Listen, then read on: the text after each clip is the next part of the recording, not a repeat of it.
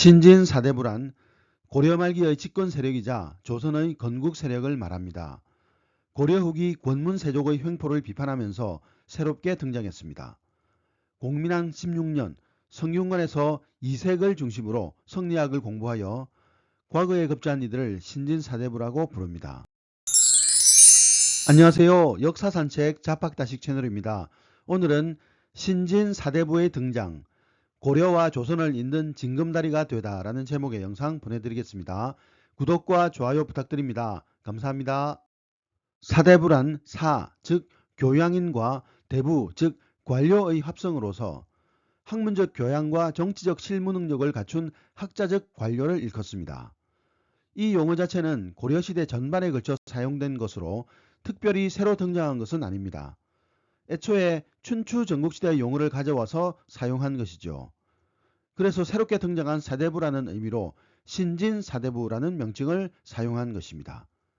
실질적으로 신진사대부가 고려의 정계를 장악한 시기가 위화도 해군임을 감안하면 겨우 4년 남짓이지만 그들이 조선을 건국하다 보니 고려의 집권 세력을 말할 때 중요한 세력으로 언급되어집니다.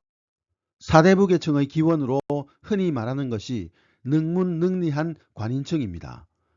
무신정권 때 무신만으로는 국가 운영에 한계가 있었으므로 최우가 만든 서방을 통해 관인청 즉 이규보, 최자 등과 같은 사람이 등용되었습니다.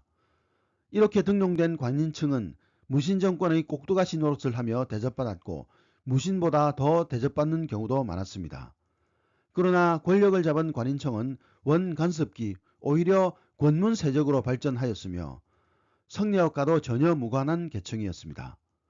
때문에 신진사대부의 실질적인 뿌리로 보기는 어렵습니다. 충선왕 시기에 고려의 성리학은 새로운 분기점을 맞았습니다. 충선왕이 원나라의 수도 대도에 설립한 만권당을 통하여 고려의 지식인들이 요수, 원명선, 조맹부와 같은 당대 최고의 학자들과 직접 교류하며 보다 다양한 성리학 사조를 접하기 시작한 것입니다. 이재현은 만권당이라는 새로운 통로를 적극 활용하여 고려의 성리학 이해 수준을 높인 대표적 인물입니다. 그는 백문보, 이곡, 이색과 같은 인재들을 발굴해 심화된 학문을 전수하였으며 이로써 신진사대부가 성장할 수 있는 광범한 기반을 만들었습니다. 이재현 이후 비로소 고려의 성리학자들은 신진사대부라는 용어에 걸맞는 정치 세력으로 발전해 나갑니다. 이재현은 몸소 개혁정치를 주도하면서 이상적인 사대부의 모습을 후세에 보여주었습니다. 우선 그는 충혜왕이 폐위되고 충목왕이 즉위하는 시점에 국가의 공공성을 회복하고 권세가들의 침탈을 막기 위한 다양한 개혁안을 제시함으로써 향후 정치도감 활동의 방향성을 잡았습니다.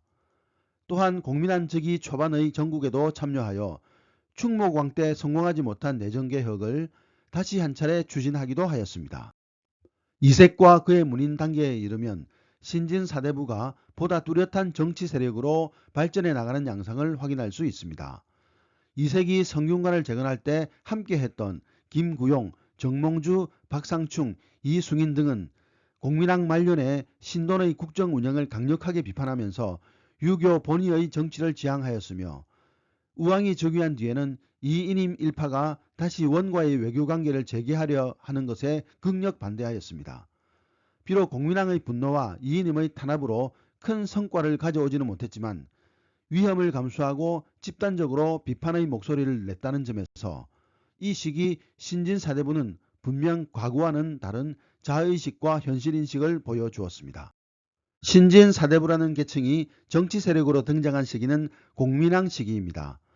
공민왕은 권문세족을 숙청하면서 그 반대 세력을 키우기 시작했고 특히 노국 대장공주의 죽음 이후 슬픔에 빠진 공민왕은 신돈에게 전권을 맡기면서 신돈은 개혁의 일환으로 사대부들을 대거 등용합니다.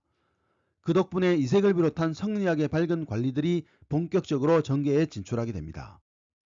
최영과 이성계는 이인임을 몰아낸 무진피화 사건 이후 제2차 요동정벌을 두고 대립했고 이성계가 1388년 위화도 해군을 단행하여 최영과 우왕을 몰아내고 정권을 장악했습니다. 하지만 신진사대부는 정몽주를 중심으로 고려 내에서 개혁을 단행하자는 온건개혁파와 정도전을 중심으로 고려를 부정하고 새로운 나라를 개창하자는 급진개혁파로 나뉘었습니다. 두 세력은 특히 토지제도 개혁을 둘러싸고 첨예하게 대립하였습니다.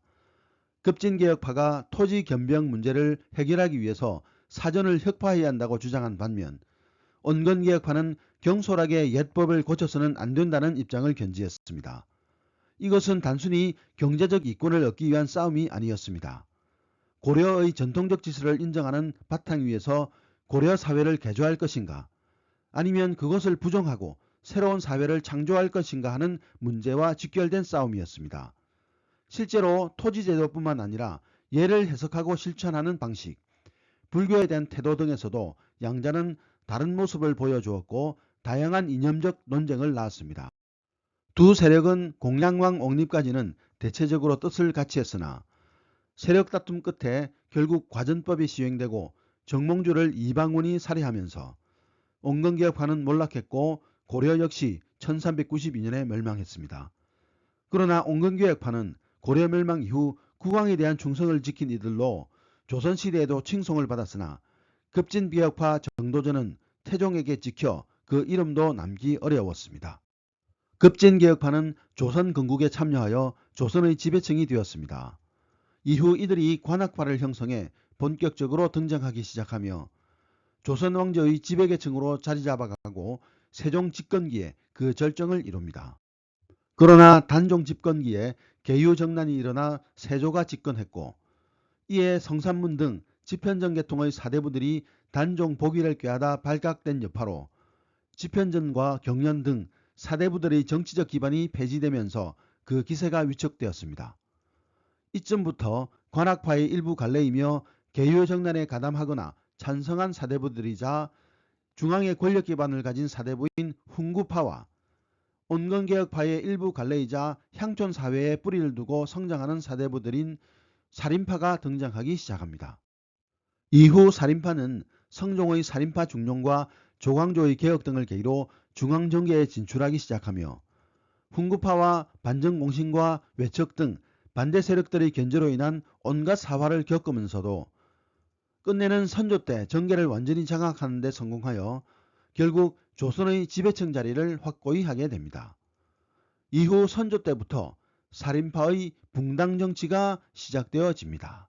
오늘 이야기는 여기까지입니다. 감사합니다.